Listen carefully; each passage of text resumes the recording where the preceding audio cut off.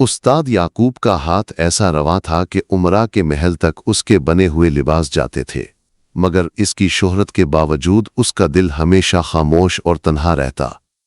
उसकी कोई औलाद न थी, न कोई वारिस। लोग कहते थे कि वो जवानी में सिपाही था और किसी अजीम जंग से लूटकर सोई धागा पकड़ा, मगर वो कभी न बोला कि उसने तलवार को धागे से क्यों बदला। इसी रियासत के एक कोने में इलान नामी एक यतीम लड़का रहता था, जिसके वालिदैन कहत में मर गए थे। इलान दिन भर बाजार में पानी बेचता और रात को दरवाजों के साए में सो जाता। वो खामोश मगर ज़हीन था। कपड़ों को देखकर पहचान लेता कि ये हाथ किसका है, ये कींची किसने चलाई है, ये टांका किसने लगाया है। वो अक्सर उस्ताद याकूब की दुकान के बाहर खड़ा होकर हैरत से देखता कि वो बुढ़ापे वाला दर्जी कपड़े को किस मोहब्बत से जोड़ता है। एक दिन इलान हिम्मत करके दुकान के अंदर आया और बोला, उस्ताद, क्या इंसान कपड़े को भी जिंदा कर सकता है? ये लिबास सांस लेते हैं, ऐसा क्यों लगता है? उस्ताद याकूब ने पहली बार किसी बच्चे को अपने फन के बारे में सवाल करते देखा। वो मुस्कुराया और बोला, लिबास सिर्फ धागा नहीं, जिसने मेहनत से सिया हो उसका दर्द भी उनमें छपता है, इसीलिए ये जिंदा लगते हैं। उस दिन से इलान रोज आकर बैठने लगा। वो कपड़े के टुकड़े उठाता, धागा पकड़ता और खामोशी से देखता रहता। उस्ताद याकूब ने उसे कभी नहीं रोका। रफ्ता रफ्ता इलान ने धागा परोना सीख लिया, फिर सीधा टांका लगाना और फिर कैंची पकड़ना। याकूब ने पहली बार महसूस किया कि कोई है जो उसके बाद उस फन को जिंदा रखेगा। मेहरबानपुर के बादशाह सुल्तान नजमुद्दीन फारिस सख्त मिजाज मगर इंसाफ पसंद हुक्मरान थे। एक दिन शाही महल से एक फरमान जारी हुआ कि नए साल की तकरीब में तमाम दर्जी ऐसा लिबास तैयार करें जो रियासत की पहचान बन सके। जिसका लिबास पसंद आया उसे दरबार में खुलत और बड़ा इनाम दिया जाएगा। ये खबर बाजार तक पहुंची तो हर दर्जी दौड़ पड़ा, मगर उस्ताद याकूब ने सुना तो चुप हो गया। वो दौड़ धूप नहीं करता था, न ख्वाहिश रखता था, मगर इलान ने पहली बार इसरार किया, उस्ताद, अगर हम ये लिबास बनाएं तो लोग देखेंगे कि कपड़ा भी कहानी बनता है। उस्ताद ने घूर कर देखा। तुम भी शोहरत की ख्वाहिश रखने लगे? इलान ने सर झुकाकर कहा, नहीं उस्ताद, मैं वो दिन देखना चाहता हूं जब आपको लोग सिर्फ दर्जी न कहें, फनकार कहें। ये जुमला उस्ताद के दिल में तीर की तरह लगा। वो जान गया ये लड़का उसका शागिर्द ही नहीं, उसका वारिस है।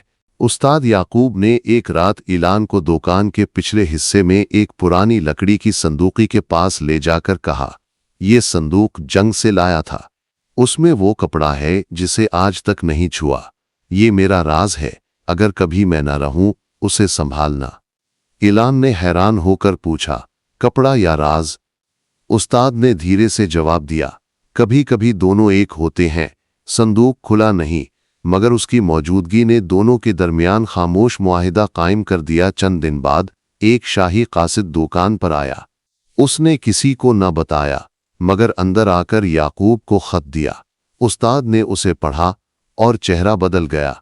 वो रात भर जागता रहा। इलान ने पूछा, मगर जवाब न मिला। अगली सुबह उस्ताद ने मुख्तसर कहा, हमें सिर्फ लिबास नहीं सीता, तारीख बनानी है। ये लिबास बादशाह के लिए नहीं, आने वाली नस्लों के लिए होगा। वो दिन था जब इलान शागिर्द नहीं रहा, फन का हमसफर बन गया। रातें तवील होने लगी।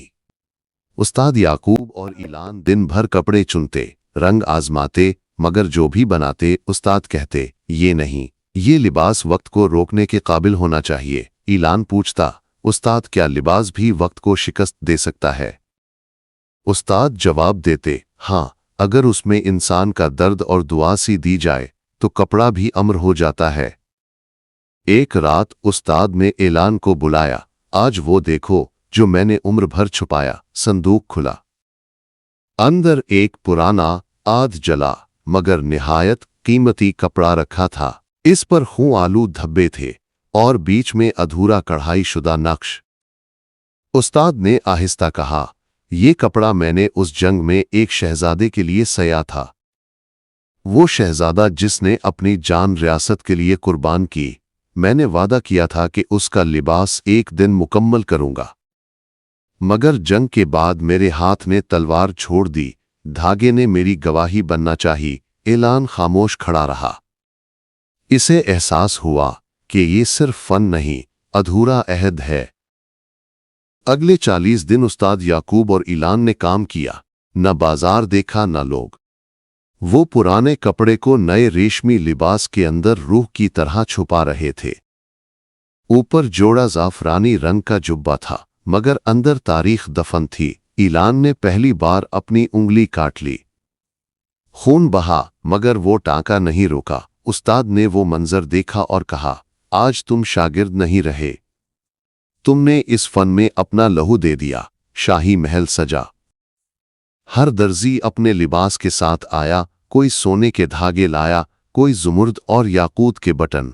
हुजूम था, शोर था, मगर जब उस्ताद याकूब और ऐलान दाखिल हुए, दोनों ने सर झुकाए रखा।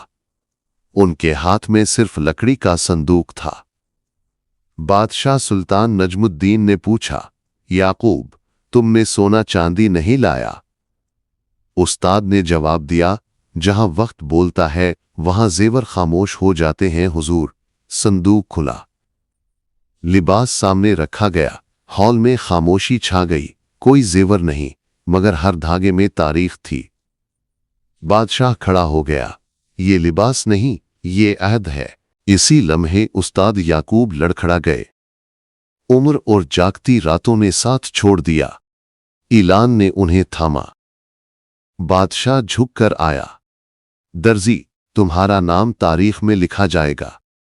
उस्ताद ने मध्यम आवाज में कहा, नाम न लिखना बादशाह, अगर लिखना ही है तो लिखो एक दर्जी और एक लड़का, यही काफी है।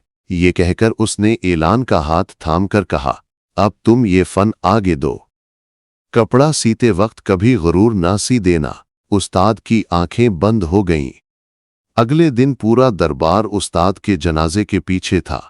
किसी ने नहीं पूछा कि ये लड़का कौन है, मगर ऐलान जानता था कि अब वो सिर्फ दर्जी नहीं, वो अहद का मुहाफिज है। उसने दुकान संभाली। लोग उसे उस्ताद कहने लगे, मगर वो खुद को सिर्फ दर्जी का लड़का कहता। संदूक अब खाली था।